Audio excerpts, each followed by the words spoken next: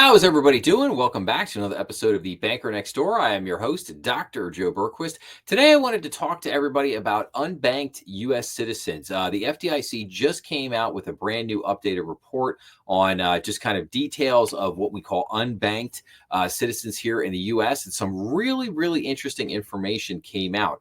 But as kind of a lead into this, I wanted to jump into, this was an article from S&P Global basically addressing this new survey. And so I just want to read in a couple. So U.S. unbanked households rate hits low in 2023, FDIC survey finds. So unbanked U.S. households accounted for 4.2% of U.S. households in 2023, marking the lowest rate on record. A newest released FDIC survey found.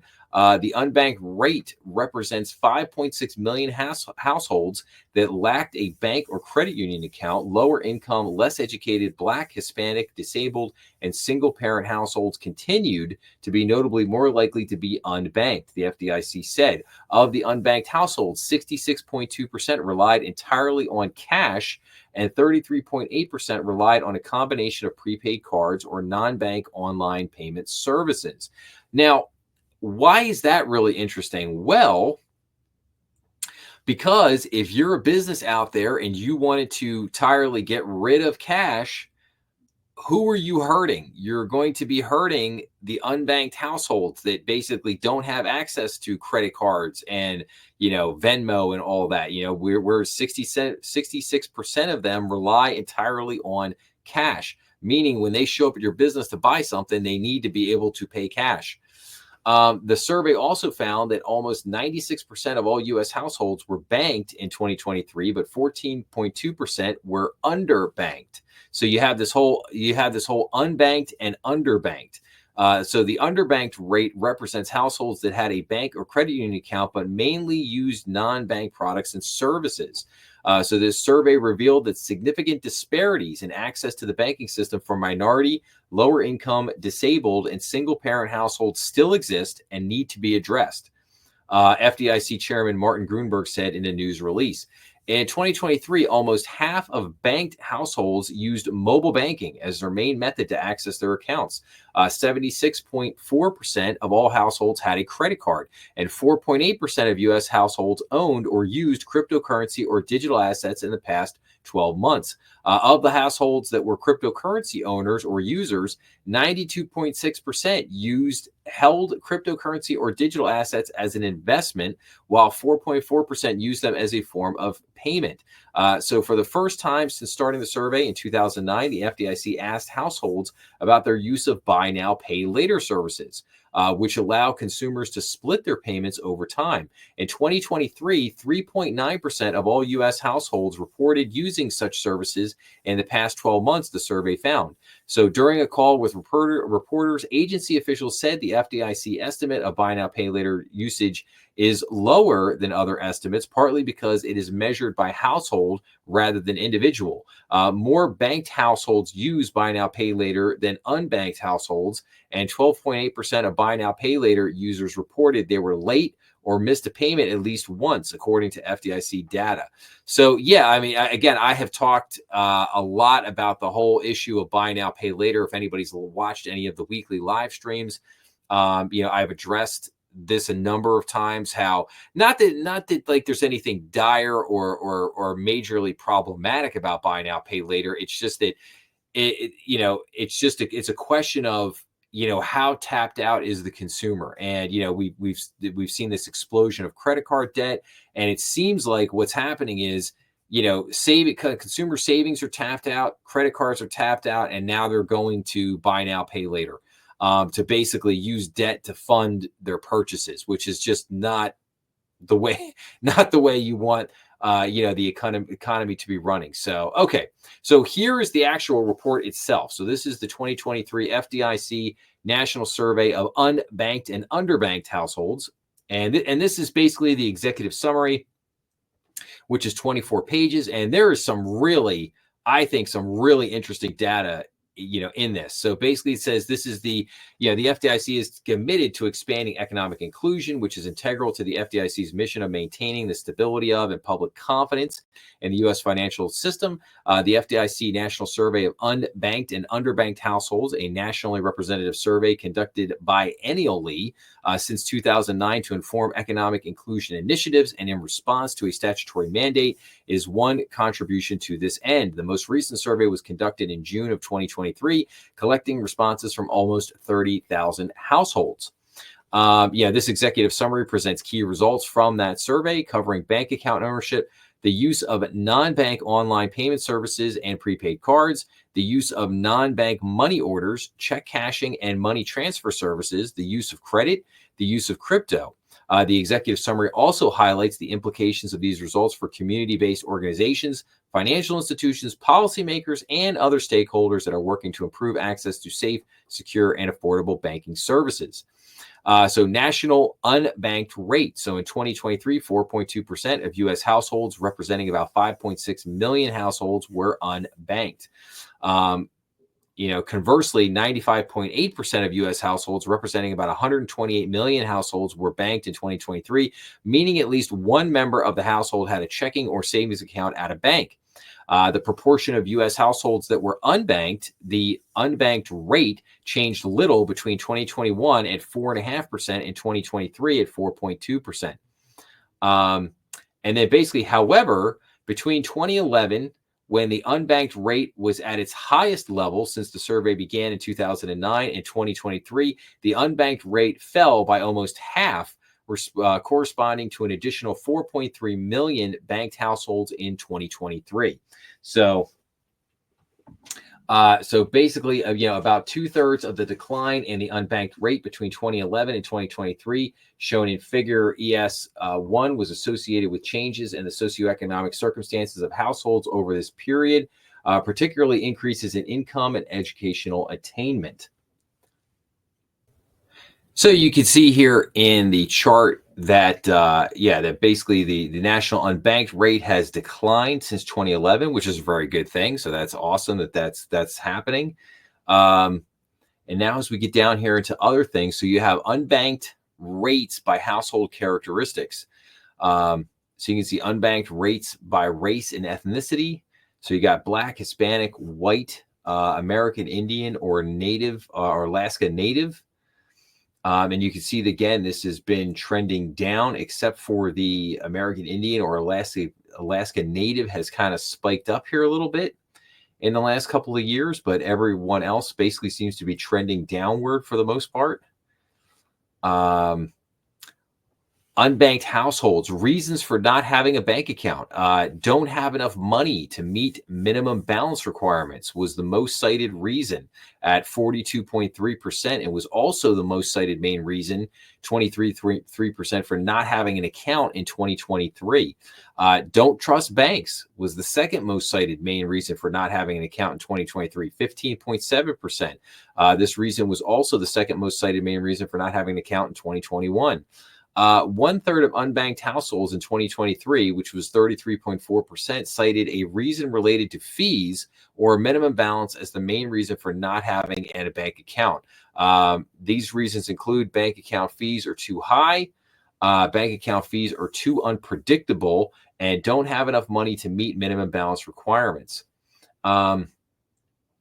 Much higher proportions of unbanked households that were not very or not at all interested in having a bank account cited don't trust banks or avoiding a bank gives more privacy as reasons for not having an account, compared with unbanked households that were very or somewhat interested. So kind of interesting there. So here's another chart. Unbanked households cited reasons for not having a bank account by interest in having a bank, but by interest in having a bank account, don't have enough money, don't trust banks, avoid a bank gives me more privacy, bank account fees are too high, bank account fees are too unpredictable, banks do not offer needed products and services. It's kind of an interesting one. Bank locations are inconvenient. It's another interesting one. Don't have a personal identification requirement to open an account. In other words, don't have a driver's license. Or other documentation. Problems with past banking or credit history.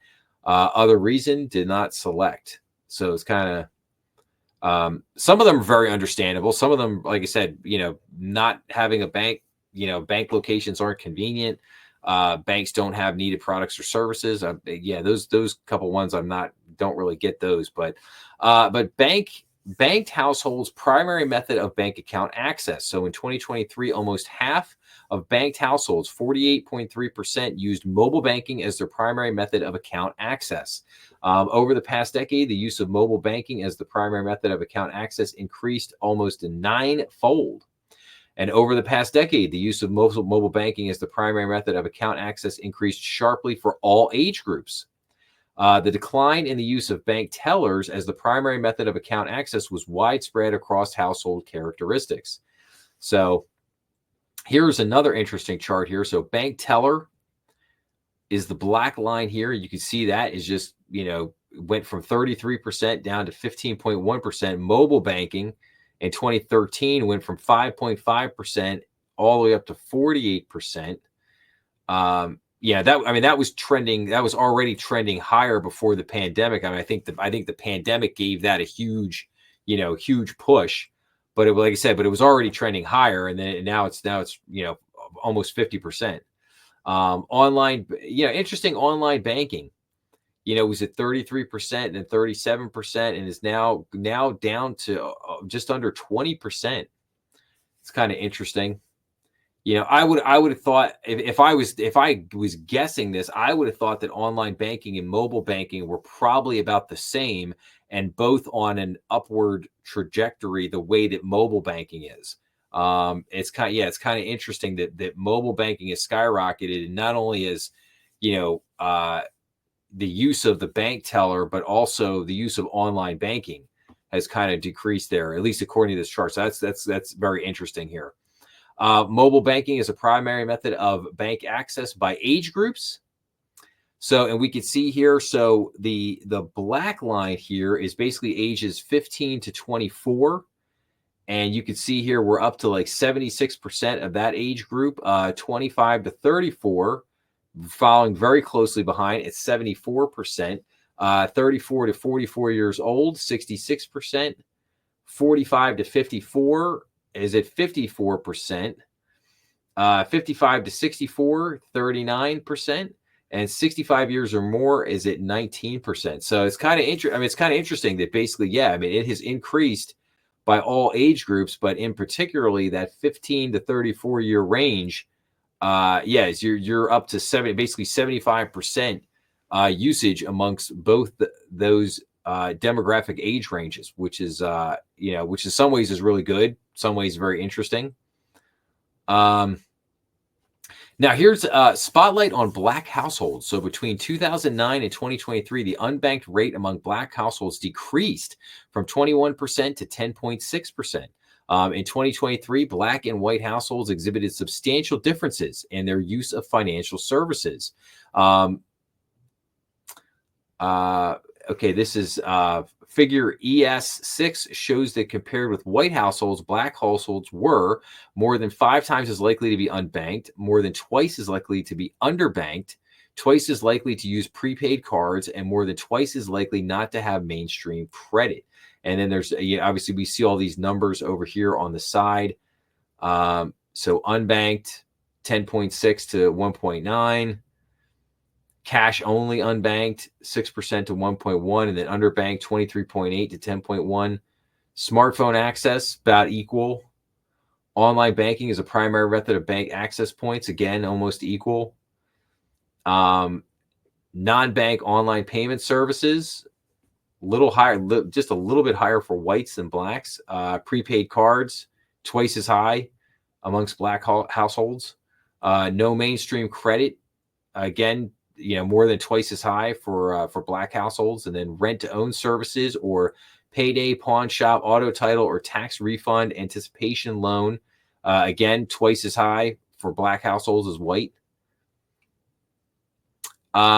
Conducting transactions, non-bank online prepayment services and prepaid cards. In 2023, half Of all households, 49.7% were using online payment services at the time of the survey. That was up from 46.4% in 2021. In 2023, 5.9% of all households were using prepaid cards at the time of the survey, down from 6.9% in 2021. So that's actually decreased. Compared with banked households, substantially higher shares of unbanked households use online payment services and prepaid cards in ways that substitute for some of the core financial transactions that can be conducted using a bank account. So that's interesting. And again, in 2023, 66.2% of unbanked households were cash only. As a share of all households in 2023, 2.8% were cash only unbanked. And then here we go, types of transactions conducted, bill pays, unbanked. So core transactions, bill pays, received income, save or keep money safe. And then other transactions, send or receive money, make purchases in person, make purchases online. Make purchases online was about equal, but make purchases in person, much higher amongst the unbanked. Send or receive money, a little bit higher for the banked. Use of other services, and then non-select. Type of transactions conducted using prepaid cards. So bill pays, way up. Receive income, almost 60%. Save or keep money safe. Send or receive money, make purchases in person, and on there. So, and then conducting transactions, non-bank money orders, check cashing, and money back transfer services. Use of non-bank money orders. You can see that has gone down amongst the unbanked by almost half. And then we get into Hispanic households. So I just want to cover this real quick. So between 2009 and 2023, the unbanked rate among Hispanic households decreased from 19.6% to 9.5%, basically getting cut in half. And in 2023, Hispanic and white households exhibited substantial differences in their use of financial services. So again, banking status, unbanked. Cash only, unbanked, again, much higher. Underbanked, much higher. Smartphone access, about the same. Mobile banking is percentage method of account access, a little bit higher amongst Hispanics and whites. Non-bank online payment services, actually a little bit higher amongst whites. Prepaid cards, about even. No mainstream credit, much higher amongst Hispanics. And then basically we get into the use of mainstream credit. No mainstream credit amongst the unbanked. Not really surprising there. It's 78%. Obviously, that's the big takeaway.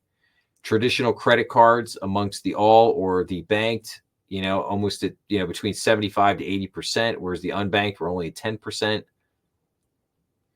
And then we get into the buy now, pay later, rent to own services, payday, pawn shop, title, and then the buy now, pay later. Crypto, hold as an investment. Most people are holding it as an investment. Again, not so, and then they get into American Indian or Alaska Native households, underbanked households.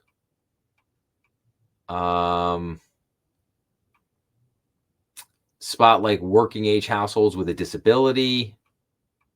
And that's it. And that's voila. We get down to the end there. But yeah, I mean, super. I think this is a very interesting report. I think it has a lot of tremendous information in it, a lot of valuable information for bankers and consumers alike out there. I think it is highly important to pay attention to all of these things. I think it's great, some of the trends in the survey. I mean, you've seen since 2011, 2012, the number of unbanked and underbanked individuals and households in the country has basically been cut in half. It's gone down dramatically. But then you also get another, and that's fantastic. And you hope that trend continues. But then you also get these great other tidbits of like how mobile banking has really, just exploded in its use and how it's really cut in, and how the use of teller and online banking has decreased amongst all age groups. so you again, you get some really invaluable and really great information in all this that that again, everybody should be looking at in banking. And even if you're just a consumer, you should be looking at this too, because it tells you a lot about our economy and how things work and how things move. And especially you get into payment channels and different channels of money flow and things like that.